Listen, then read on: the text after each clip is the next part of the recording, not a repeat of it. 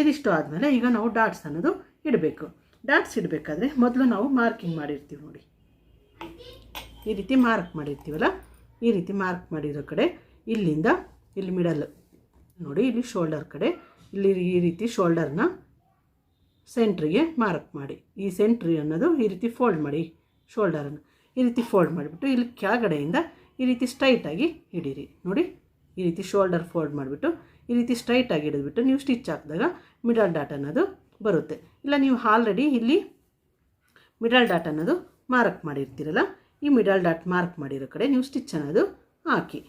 ಈಗ ನೋಡಿ ಇಲ್ಲಿಂದ ಈ ಶೋಲ್ಡರನ್ನು ಈ ರೀತಿ ಮಿಡಲ್ ಹಿಡಿದ್ಬಿಡಿ. ಅದೇ ರೀತಿ ಇಲ್ಲಿ ನೀವು ಮಾರ್ಕ್ ಮಾಡಿರ್ತೀರಲ್ಲ, ಈ ರೀತಿ ಹಿಡಿದ್ಬಿಟ್ಟು ನಿಮಗೂ ಲೆಂತ್ ಅನ್ನೋದು ಎಷ್ಟು ಬೇಕು, ಮಿಡಲ್ ಡಾಟ್ ಲೆಂತ್ ಅನ್ನೋದು ಎಷ್ಟು ಬೇಕು ಅನ್ನೋದು ನೋಡಿ. ಮಿಡಲ್ ಡಾಟು ಲೆಂತ್ ಅನ್ನೋದು ಇಲ್ಲಿಂದ ನಾವು 1 ಇಂಚ್ ಅನ್ನೋದು ಮಾರ್ಕ್ ಮಾಡಬೇಕು. ಈ ಕಡೆಯಿಂದ ನೋಡಿ ಇಲ್ಲಿಂದ 1 ಇಂಚ್ ಮಾರ್ಕ್ ಮಾಡಿ. 1 ಇಂಚ್ ಮಾರ್ಕ್ ಮಾಡಿದ್ಮೇಲೆ ಲೆಂತ್ ಎಷ್ಟು ಬೇಕು 2.5 ಇಂಚ್ಗೆ ಮಾರ್ಕ್ ಮಾಡಬೇಕು. ಇಲ್ಲಿ ಕೆಳಗಡೆಯಿಂದ ಇಲ್ಲಿ 2.5 ಇಂಚ್ ಹತ್ರ ಒಂದು ಮಾರ್ಕ್ ಅನ್ನೋದು ಮಾಡಿ, ಅಲ್ಲಿಂದ ಇಲ್ಲಿಗೆ ಒಂದು ಸ್ಟ್ರೈಟ್ ಲೈನ್ ಹಾಕ್ಬಿಡಿ. ಇಲ್ಲಿಂದ ಈ ರೀತಿ ಒಂದು ಸ್ಟ್ರೈಟ್ ಲೈನ್ ಹಾಕಿ. ಈ ರೀತಿ ಹಾಕಿದ್ಮೇಲೆ ಇಲ್ಲಿ ಶೋಲ್ಡರ್ ಇರುತ್ತಲ್ಲ, ಇಲ್ಲಿ ಮಿಡಲ್ಗೆ ಹಿಡಿದ್ಬಿಟ್ಟು ಈ ರೀತಿ ನೀವು ಸ್ಟಿಚಿಂಗ್ ಅನ್ನೋದು ಹಾಕಬೇಕಾಗುತ್ತೆ. ಈ ರೀತಿ ಹಾಕಿದಾಗ ನಿಮಗೆ ಮಿಡಲ್ ಡಾಟ್ ಅನ್ನೋದು ಕರೆಕ್ಟಾಗಿ ಮಿಡಲ್ಗೆ ಬರುತ್ತೆ.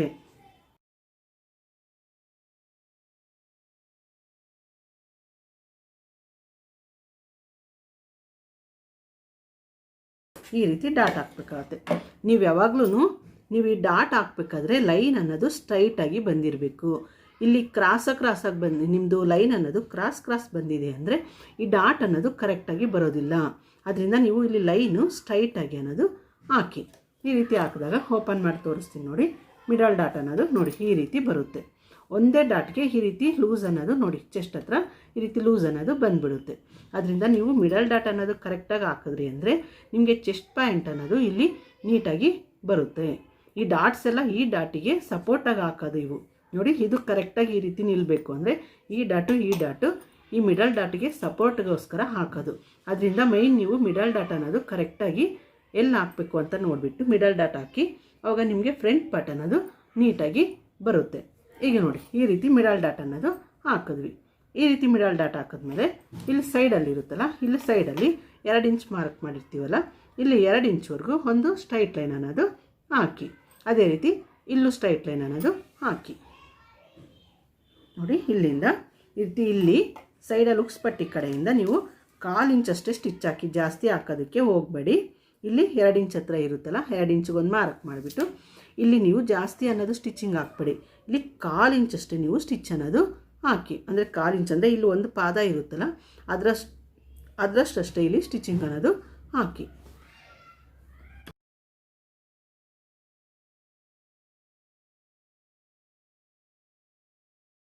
ಈ ರೀತಿ ಡಾಟ್ ಅನ್ನೋದು ಹಾಕಿದ್ವಿ ನೋಡಿ. ಈಗ ಈ ಡಾಟ್ಗೆ ಈ ಡಾಟು ಸಪೋರ್ಟ್ ಅನ್ನೋದು ಬಂತು. ಈ ರೀತಿ ಬಂದಾಗ ನೋಡಿ ಈ ರೀತಿ ಚೆಸ್ಟ್ ಪಾಯಿಂಟ್ ಅನ್ನೋದು ಬರುತ್ತೆ. ಇದಾದಮೇಲೆ ಇಲ್ಲಿ ನಾವು ಆರ್ಮ್ ಹೋಲ್ ಕಡೆಯಿಂದ ಇಲ್ಲಿ ಎಷ್ಟು ಲೆಂತ್ ಬೇಕು ಅನ್ನೋದು ಮಾರ್ಕ್ ಮಾಡಿರ್ತೀವಿ, ಅದನ್ನು ಈ ರೀತಿ ಹಿಡೀರಿ ನೋಡಿ. ಇಲ್ಲಿ ನಾವು ಈ ರೀತಿ ಫೋಲ್ಡ್ ಮಾಡಿದಾಗ ಇವೆರಡು ಈಕ್ವಲ್ ಆಗಿ ಇರಬೇಕು. ಆರ್ಮ್ ಹೋಲ್ ಅನ್ನೋದು ಇಲ್ಲಿ ಕಟ್ ಮಾಡಿರ್ತೀವಲ್ಲ ರೌಂಡು, ಇವೆರಡು ನೋಡಿ ಈ ರೀತಿ ಈಕ್ವಲ್ ಆಗಿರಬೇಕು. ಇಲ್ಲಿ ಹೆಚ್ಚು ಕಡಿಮೆ ಅನ್ನೋದು ಬರಬಾರ್ದು. ಇಲ್ಲಿ ನೋಡಿ ಇಲ್ಲಿ ಫೋಲ್ಡ್ ಮಾಡಿದಾಗ ಈಕ್ವಲ್ ಇರಬೇಕು. ಇಲ್ಲಿ ಹೆಚ್ಚು ಕಡಿಮೆ ಬಂತು ಅಂದರೆ ನಿಮಗಿದು ಡಾಟ್ ಅನ್ನೋದು ರಾಂಗ್ ಹಾಕಿದ್ದೀರಿ ಅಂತ ಅರ್ಥ. ಆದ್ದರಿಂದ ಇವೆರಡು ಕ್ಲಾತನ್ನು ಈ ರೀತಿ ಫೋಲ್ಡ್ ಮಾಡಿದಾಗ ಕರೆಕ್ಟಾಗಿ ಬರಬೇಕು. ಈ ರೀತಿ ಕರೆಕ್ಟಾಗಿ ಬಂದಮೇಲೆ ಇಲ್ಲಿಂದ ನೀವು ಎಷ್ಟು ಮಾರ್ಕ್ ಮಾಡಿರ್ತೀರಿ ನೋಡಿ, ಎಷ್ಟು ಮಾರ್ಕ್ ಮಾಡಿರ್ತೀರಿ ನೋಡಿಬಿಟ್ಟು ನೀವು ಈ ಸ್ಟಿಚಿಂಗ್ ಅನ್ನೋದು ಹಾಕಿ. ಇಲ್ಲೂ ಅಷ್ಟೇ 1/4 ಇಂಚ್ ಅಷ್ಟೇ ಸ್ಟಿಚ್ ಹಾಕಿ, ಜಾಸ್ತಿ ಹಾಕೋದಕ್ಕೆ ಹೋಗಬೇಡಿ.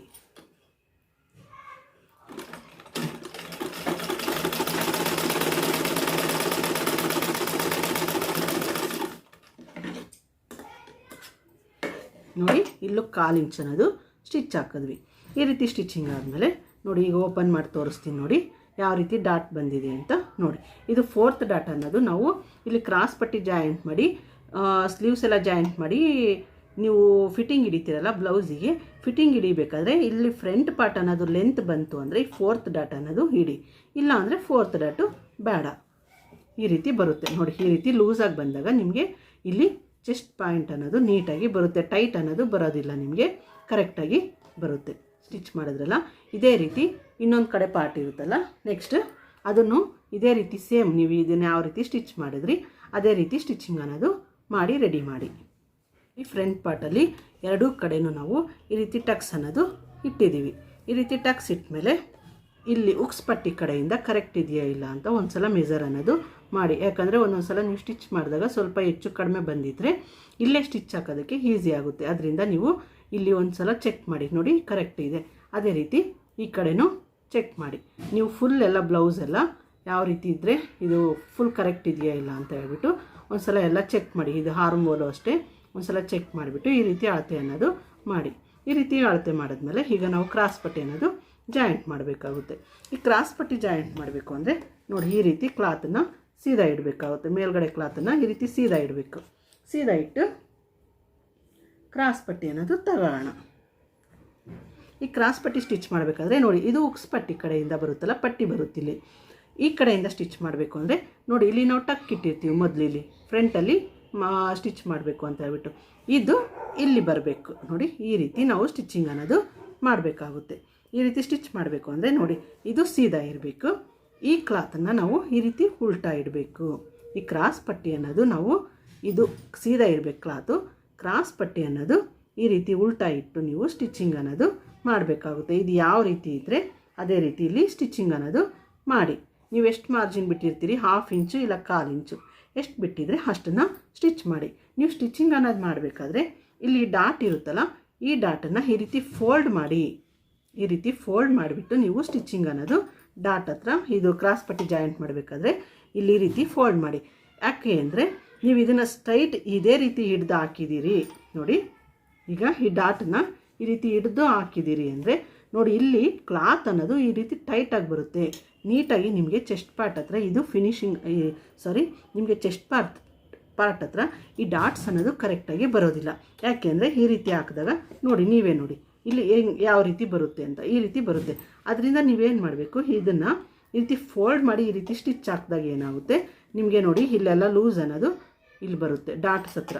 ನೋಡಿ ಈ ರೀತಿ ಮೇಲ್ಗಡೆ ಫೋಲ್ಡ್ ಮಾಡಿರಿ ಅಂದರೆ ನೋಡಿ ಇಲ್ಲಿ ಲೂಸ್ ಅನ್ನೋದು ಬಂದುಬಿಡುತ್ತೆ ಈ ಡಾಟ್ಸ್ ಹತ್ರ. ಇಲ್ಲ ನೀವು ಈ ರೀತಿಯೇ ಮಾಡ್ತೀವಿ ಅಂದರೆ ನೋಡಿ ಇಲ್ಲಿ ಲೂಸ್ ಅನ್ನೋದು ಬರೋದಿಲ್ಲ, ಇಲ್ಲೆಲ್ಲ ಬ್ಲೌಸ್ ಹತ್ರ ಇಲ್ಲಿ ಟೈಟ್ ಅನ್ನೋದು ಬರುತ್ತೆ, ನೀಟಾಗಿ ಬರೋದಿಲ್ಲ. ಅದರಿಂದ ನೀವೇನು ಮಾಡಬೇಕು, ಇದು ಈ ರೀತಿ ಫೋಲ್ಡ್ ಮಾಡಿಬಿಟ್ಟು ಸ್ಟಿಚಿಂಗ್ ಅನ್ನೋದು ಹಾಕಿ. ಓಕೆ, ಅರ್ಥ ಆಯ್ತಲ್ಲ? ಈಗ ಈ ರೀತಿ ಇಟ್ಮೇಲೆ ಇದನ್ನು ಈ ರೀತಿ ಇದನ್ನು ಸೀದಾ ಇರಲಿ, ಇದನ್ನು ಈ ರೀತಿ ಉಲ್ಟಾ ಇಟ್ಬಿಟ್ಟು ನೀವು 1/4 ಇಂಚು ಇಲ್ಲ 1/2 ಇಂಚು ಎಷ್ಟು ಮಾರ್ಜಿನ್ ಬಿಟ್ಟಿದ್ರೆ ಅಷ್ಟನ್ನು ಸ್ಟಿಚಿಂಗ್ ಅನ್ನೋದು ಮಾಡಿ. ನೀವು ಈ ರೀತಿ ಸ್ಟಿಚ್ ಮಾಡಿದಾಗ ನೋಡಿ ಇವೆರಡು ಇಲ್ಲಿ ಈಕ್ವಲ್ ಆಗಿ ಬಂದಿರಬೇಕು, ಇದು ಸ್ಟ್ರೈಟಾಗಿ ಬಂದಿರಬೇಕು. ಆ ರೀತಿ ಇಟ್ಟು ನೀವು ಸ್ಟಿಚಿಂಗ್ ಅನ್ನೋದು ಮಾಡಿ.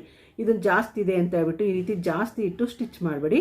ಅದೇ ರೀತಿ ಈ ಕರೆಕ್ಟಾಗಿ ಈ ರೀತಿ ಸ್ವಲ್ಪ ಒಳಗೆ ತಗೊಂಡು ಈ ರೀತಿ ಸ್ಟಿಚ್ ಮಾಡಿದ್ರೆ ಇದು ಜಾಸ್ತಿ ಬರುತ್ತೆ, ಇದು ಕ್ರಾಸ್ ಪಟ್ಟಿ ಅನ್ನೋದು ಕಡಿಮೆ ಬರುತ್ತೆ. ಅದರಿಂದ ನೀವು ಸ್ಟಿಚ್ ಮಾಡಬೇಕಾದ್ರೆ ಇವೆರಡು ಈ ರೀತಿ ಈಕ್ವಲ್ ಆಗಿರೋ ಹಂಗೆ ನೋಡಿಬಿಟ್ಟು ನೀವು ಇಲ್ಲಿ ಕ್ರಾಸ್ ಪಟ್ಟಿ ಅನ್ನೋದು ಜಾಯಿಂಟ್ ಅನ್ನೋದು ಮಾಡಬೇಕಾಗುತ್ತೆ. ಈ ರೀತಿ ನೀವು ಜಾಯಿಂಟ್ ಮಾಡಿದಾಗ ನಿಮಗೆ ಬ್ಲೌಸ್ ಅನ್ನೋದು ಕರೆಕ್ಟಾಗಿ ಬರುತ್ತೆ. ಸ್ಟಿಚಿಂಗು ಯಾರದೇ ಬ್ಲೌಸ್ ಕೊಟ್ಟು ನೀವು ಕರೆಕ್ಟಾಗಿ ಸ್ಟಿಚಿಂಗ್ ಅನ್ನೋದು ಮಾಡ್ಬೋದು.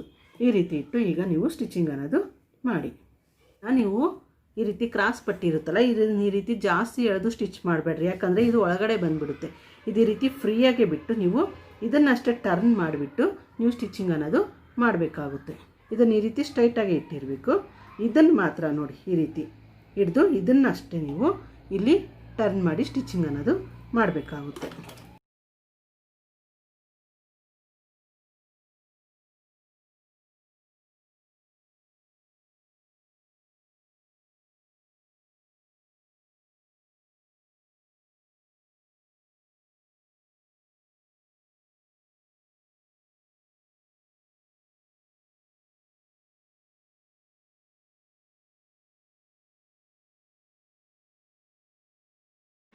ನೋಡಿ ಈ ರೀತಿ ನೀವು ಸ್ಟಿಚಿಂಗ್ ಮಾಡಿದಾಗ ನೋಡಿ ಕ್ರಾಸ್ ಬೆಲ್ಟ್ ಅನ್ನೋದು ಈ ರೀತಿ ನೋಡಿ ಇಲ್ಲಿ ಕ್ರಾಸಲ್ಲಿ ಈ ರೀತಿ ಬಂದಿರಬೇಕು.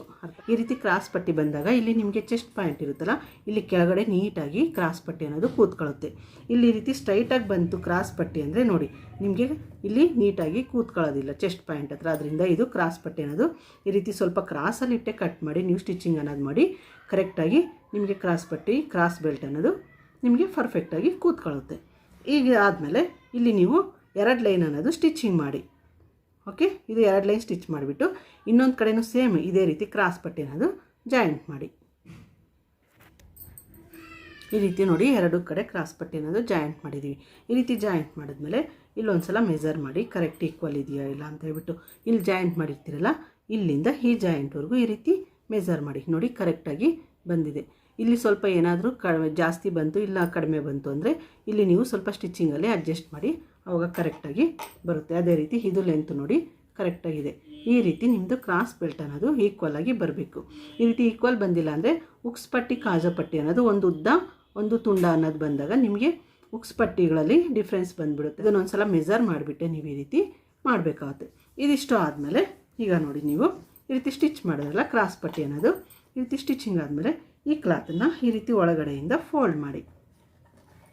ನೋಡಿ ಈ ರೀತಿ ಫೋಲ್ಡ್ ಅನ್ನೋದು ಮಾಡಿಬಿಟ್ಟು ಇಲ್ಲಿ ನೀವು ಕ್ರಾಸ್ ಬೆಲ್ಟನ್ನು ಜಾಯಿಂಟ್ ಮಾಡಿರ್ತೀರಲ್ಲ ಈ ಕ್ರಾಸ್ ಬೆಲ್ಟನ್ನು ಇಲ್ಲಿ ಲೈನಿಂಗ್ ಇರುತ್ತಲ್ಲ ಲೈನಿಂಗಿಗೆ ಈ ರೀತಿ ಇಟ್ಬಿಟ್ಟು ನೀವು ಇಲ್ಲಿ ಸ್ಟಿಚ್ ಅನ್ನೋದು ಹಾಕಬೇಕಾಗುತ್ತೆ. ಕರೆಕ್ಟಾಗಿ ನೀವು ಎಷ್ಟು ಮಾರ್ಜಿನ್ ಸ್ಟಿಚ್ ಹಾಕಿರ್ತೀರಿ ಅಷ್ಟನ್ನೇ ಈ ರೀತಿ ಇಟ್ಟು ನೀವು ಸ್ಟಿಚ್ ಅನ್ನೋದು ಹಾಕಿ.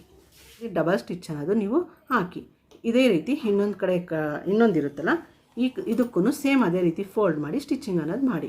ಆ ರೀತಿ ಸ್ಟಿಚಿಂಗ್ ಆದಮೇಲೆ ಇದನ್ನು ನೋಡಿ ಈ ರೀತಿ ಓಪನ್ ಮಾಡಬೇಕಾಗುತ್ತೆ. ಇಲ್ಲಿ ಫ್ರಂಟ್ ಪಾರ್ಟ್ ಇರುತ್ತಲ್ಲ ಫ್ರಂಟ್ ಪಾರ್ಟ್ ಕಡೆಯಿಂದ ಈ ರೀತಿ ನಿಧಾನಕ್ಕೆ ಓಪನ್ ಮಾಡಿ, ಇಲ್ಲ ಅಂದರೆ ದಾರ ಇದು ಬಿಚ್ಕೊಳ್ಳುತ್ತೆ.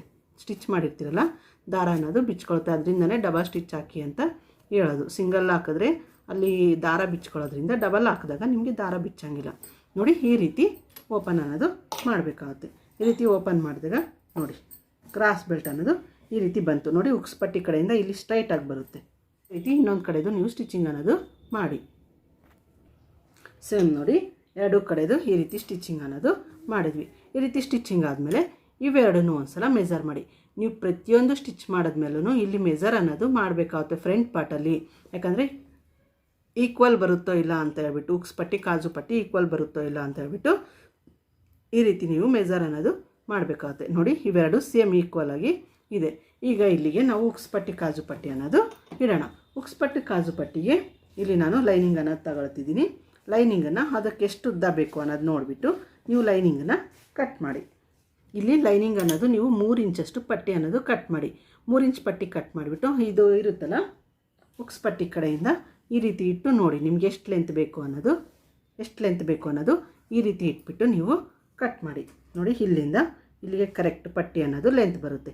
ಇಲ್ಲಿಂದ ಇಲ್ಲಿ ಫೋಲ್ಡಿಂಗೋಸ್ಕರ ಒಂದು ಅರ್ಧ ಇಂಚ್ ಅನ್ನೋದು ಎಕ್ಸ್ಟ್ರಾ ಅನ್ನೋದು ತಗೊಂಡ್ಬಿಟ್ಟು ಇದನ್ನು ನೀವು 3 ಇಂಚಷ್ಟು ಮಾರ್ಕ್ ಮಾಡಿ. ಈ ಪಟ್ಟಿ ಅನ್ನೋದು 3 ಇಂಚ್ ಬರಬೇಕಾಗುತ್ತೆ. ಈ ರೀತಿ 3 ಇಂಚ್ ಹತ್ರ ಒಂದು ಮಾರ್ಕಿಂಗ್ ಅನ್ನೋದು ಮಾಡಿ.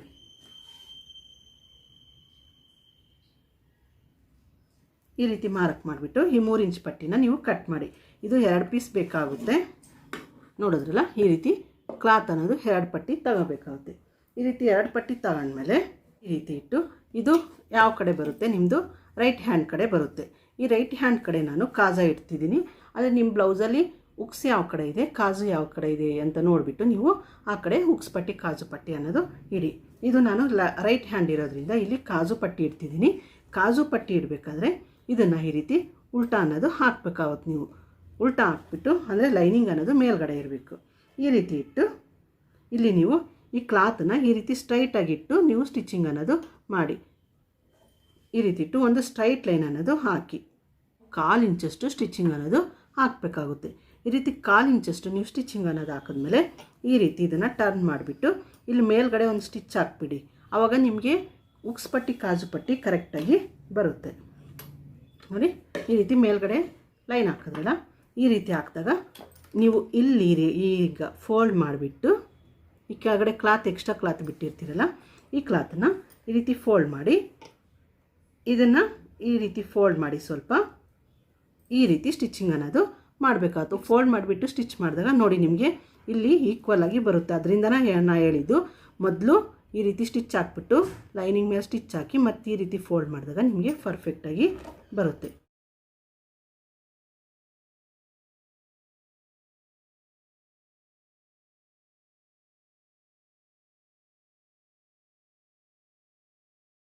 ಸ್ಟಿಚ್ ಹಾಕಿದ್ಮೇಲೆ ಇಲ್ಲಿ ಮೇಲ್ಗಡೆ ಕ್ಲಾತ್ ಇರುತ್ತಲ್ಲ ಎಕ್ಸ್ಟ್ರಾ ಕ್ಲಾತನ್ನು ಈ ರೀತಿ ಒಳಗಡೆ ಫೋಲ್ಡ್ ಮಾಡಿಬಿಟ್ಟು ನೀವು ಸ್ಟಿಚಿಂಗ್ ಅನ್ನೋದು ಹಾಕಿ ನೀಟಾಗಿ.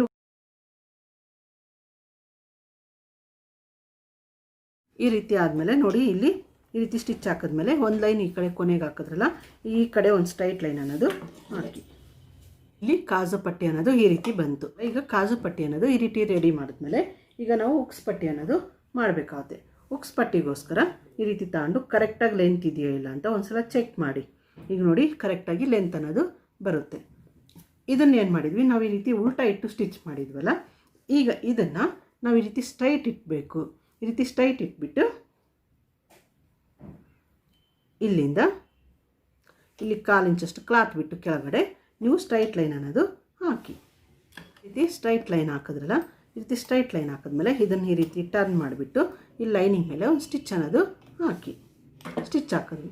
ಈ ರೀತಿ ಸ್ಟಿಚಿಂಗ್ ಹಾಕಿದ್ಮೇಲೆ ನಾವು ಇದನ್ನು ಈ ರೀತಿ ಟರ್ನ್ ಮಾಡಿಬಿಟ್ಟು ಇಲ್ಲಿ ಫೋಲ್ಡ್ ಮಾಡಿ, ಕೆಳಗಡೆದಿರುತ್ತಲ್ಲ ಎಕ್ಸ್ಟ್ರಾ ಕ್ಲಾತನ್ನು ಈ ರೀತಿ ಫೋಲ್ಡ್ ಮಾಡಿಬಿಡಿ. ನೀವು ಕಾಜು ಪಟ್ಟಿಗಾದರೆ ಏನು ಮಾಡಿದ್ರಿ, ಕಾಜು ಪಟ್ಟಿ ಮಾಡಬೇಕಂದ್ರೆ ಈ ರೀತಿ ಅರ್ಧಕ್ಕೆ ಫೋಲ್ಡ್ ಮಾಡಿಬಿಟ್ಟು ಇಲ್ಲಿ ಎಕ್ಸ್ಟ್ರಾ ಕ್ಲಾತನ್ನು ಈ ರೀತಿ ಇಟ್ರಿ. ಇದನ್ನು ಏನು ಮಾಡಬೇಕು, ನಾವು ಇಲ್ಲಿ ಕೆಳಗಡೆ ಫೋಲ್ಡ್ ಮಾಡಿಬಿಟ್ಟು ಇದನ್ನು ಈ ರೀತಿ ಒಳಗಡೆಗೆ ಫೋಲ್ಡ್ ಮಾಡಬೇಕಾಗುತ್ತೆ. ಇದು ಎಕ್ಸ್ಟ್ರಾ ಬರಬೇಕು, ಕಾಜು ಪಟ್ಟಿ ಅನ್ನೋದು ಎಕ್ಸ್ಟ್ರಾ ಬರಬೇಕು. ಇದು ಮಾತ್ರ ನೀವು ಕರೆಕ್ಟಾಗಿ ಒಳಗಡೆಗೆ ಫೋಲ್ಡಿಂಗ್ ಅನ್ನೋದು ಮಾಡಿ. ಇದು ಉಕ್ಸ್ ಪಟ್ಟಿ ಆಗಿರೋದ್ರಿಂದ ಉಕ್ಸ್ ಪಟ್ಟಿ ಅನ್ನೋದು ಈ ರೀತಿ ಒಳಗಡೆ ಬರಬೇಕು. ನೋಡಿ, ಗೊತ್ತಾಯ್ತಲ್ಲ? ಈ ರೀತಿ ಒಳಗಡೆಗೆ ಫೋಲ್ಡ್ ಮಾಡಿಬಿಟ್ಟು ಫುಲ್ಲೆಲ್ಲ ಒಂದು ಸ್ಟಿಚ್, ಅದಕ್ಕೆ ಯಾವ ರೀತಿ ಸ್ಟಿಚ್ ಹಾಕಿದ್ರಿ ಅದೇ ರೀತಿ ಫುಲ್ಲೆಲ್ಲ ಸ್ಟಿಚಿಂಗ್ ಅನ್ನೋದು ಹಾಕಿ.